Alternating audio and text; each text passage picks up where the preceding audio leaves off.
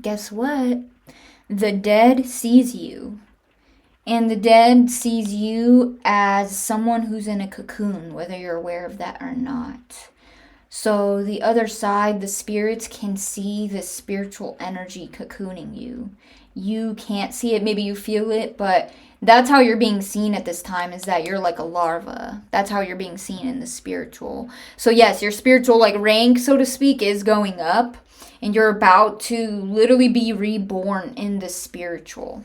So you're in this, I just heard incubating. You're in this incubation period. That's how the other side sees you. That's how the spirits see you at this time. Interesting, huh?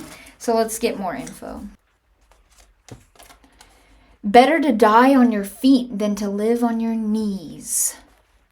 Okay? If you're living on your knees, you're surrendering, you're begging, you're submitting. But if you're living on your feet, you are choosing. She who makes a beast of herself gets rid of the pain of being a woman.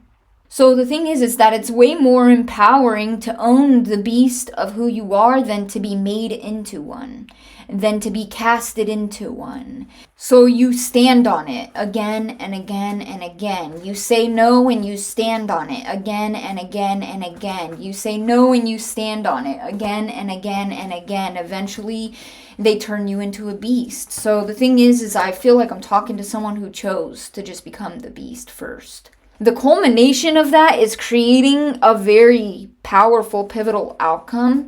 So this reading is in this perspective of the other side, the dead. This is how you're being seen. Okay? Is that you're in this cocoon as a larva. It represents a death. So it's like you are dying rather than submitting. You're changing. You're dying on your feet then. You're not dying on your knees. So yeah, it's like you're a walking cocoon. You don't even realize that. That's how the dead sees you at this time, as a walking cocoon, as a walking larva. They're very proud of the way that you have not submitted. That you choose to embody a beast before they demonize you into one. Someone could be working with like fire. There's something about a cauldron coming up as well. It's like you're the walking cauldron, okay? Incubating. So the heat and the pressure is strengthening you, your exoskeleton, okay? So the thing is, you're going through a process of metamorphosis. That's how the spirits see you. You're developing an exoskeleton in this cocoon. The heat, the fire, the pressure that comes from standing on your feet, the pressure that comes from standing on what you say and what you believe, the pressure of standing on what you speak or what you know, the pressure of standing on your no, the heat that comes from that is hardening your exterior. You are becoming stronger. You're becoming impenetrable. You are developing this impenetrable armor around you through the pressure, through the fire, through the heat, and you still stand on it even if you die in the process. Familiar, but because you've done it before. So that's what the spirits see as well. That's what the dead sees as well, is that you've done it before. This is not your first rodeo. This is not your first rodeo at all. This was like round 20 at this point, round 21. Let's go all the way through the major arcana to the world. This is like round 21. Okay, someone could be turning 21 or you just turned 21. Or this is something that you went through when you were around the age of 21 as well. You went through this same thing or something similar. This ghost, I wouldn't be surprised if the song Lorne Ghosts comes up, okay? I've known this ghost so long, it feels like home to me. You can't see yourself clearly at this time because you're in a period of incubation. Okay, so just keep that in mind. You don't see the spiritual cocoon, but the dead sees it. You feel like your mind is shattered or you're confused or something because you're shrouded. Someone may want to apologize to you. Scorpionic energy. The full Scorpio moon could have been very impactful to you. I'm getting that with Pluto here as well. But there's a best case scenario coming for you, and that's what this is. It's like you choosing what's best for you, even if you're demonized in the process. She who makes a beast of herself gets rid of the pain of being a woman. So it's like owning it. Yeah, they're going to call you a bitch. They're going to call you a demon. They're going to call you whatever they can think of, right? And that's like the most dangerous thing that's coming for you, is someday you will laugh in the face of every insult that is dished out towards you. Once you step out of this cocoon, you are no longer going to be living in avoidance of insult. You're going to be living for the things that you desire. There's a difference. So yeah, I see you getting very much in alignment with your values, your beliefs, your character, your view upon the world. I also see you growing in your ability to communicate, or the way you communicate. You are growing in the way you communicate, okay? And that's also how you're making yourself a beast. You're like, you know what? I'm going to go there. You know what? I am going to say that. You know what? I am going to say no. You know what? I am going to own what I feel. You know what? I am going to set that boundary. Armor.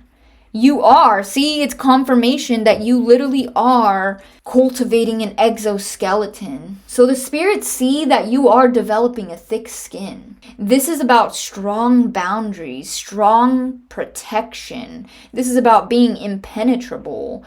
This is about thick skin, right?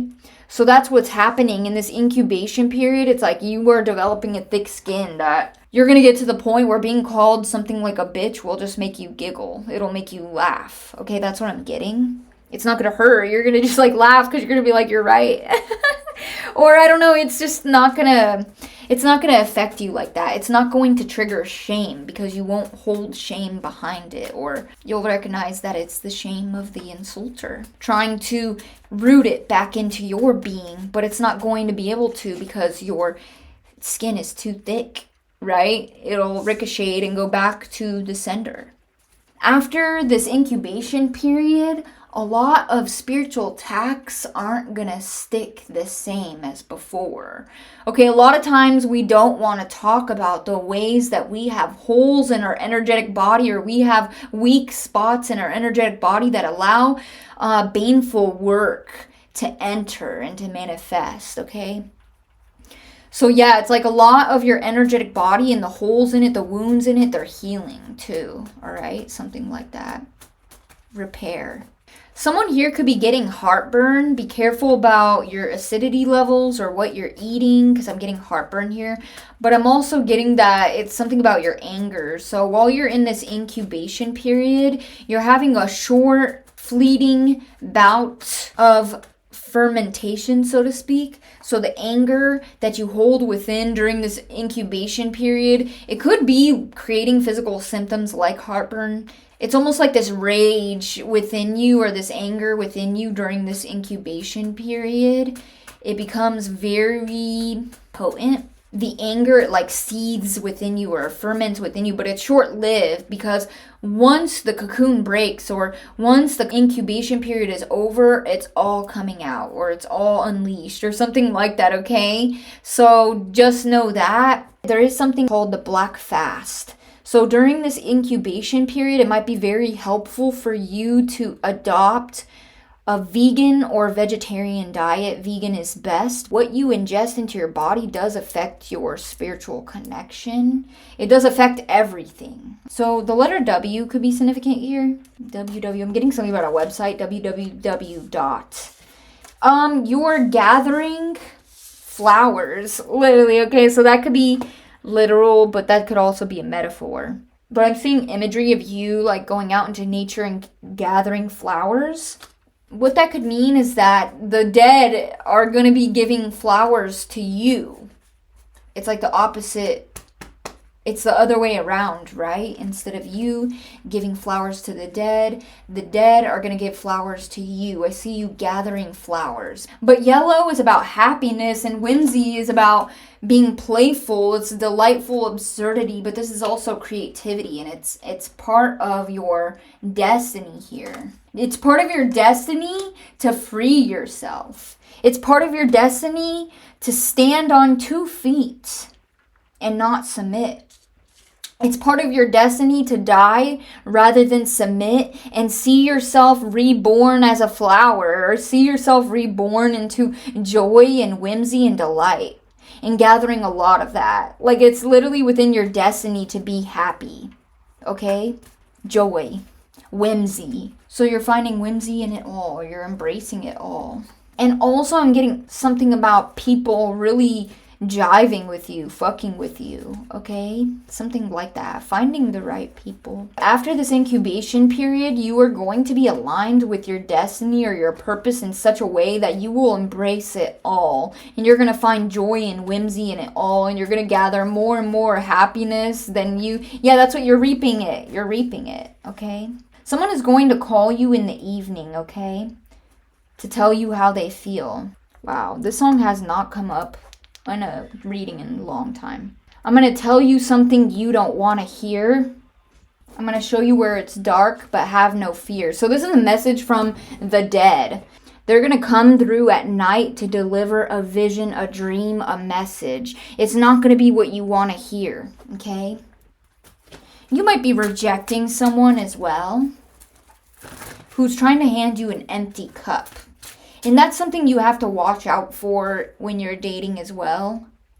Is that a lot of cups will be handed to you, but do you check to see if the cup is full or not? Because yes, like, someone can have money, they can have good looks, but like, that's the exterior of the cup. That does not dictate what's inside of it. So yeah, you're going to have boundaries with someone. You're going to take action and have boundaries.